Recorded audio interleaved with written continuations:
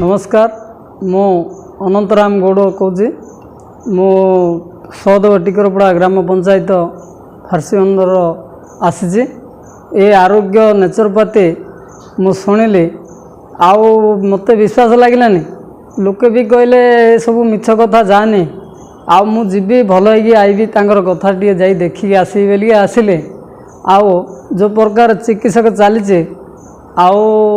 भल मोर जो मत डॉक्टर कहला सारा जिंदगी मेडिसिन खाइबा कहला मु तेल मसला चिकेन मटन खाई मोर पानक्रियासटा खराब हो जाइए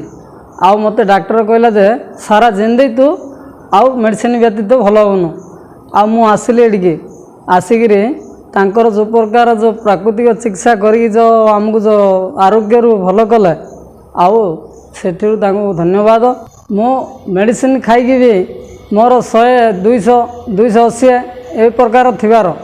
आउ मेडिसिन खाइले भी कमिबार नहीं आउ झाड़ा हेले एते कठिन है जे मु झाड़ा बसी परिबार नहीं आउ ठीक आसिक तांकर चिकित्सक रे मोर सुगर हो गला 110 आउ झाड़ा भी क्लियर हला मु भल वर्तमान पे भल हो गली आउ एणिकी तांकर कहवा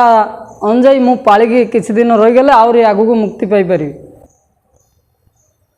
आउ मते जो विश्वास लगुचे आमर जो ओडिशा रे जो किछि सब अजणा लोक रही जाए आउ आमे ए जगह को थरे आसीबा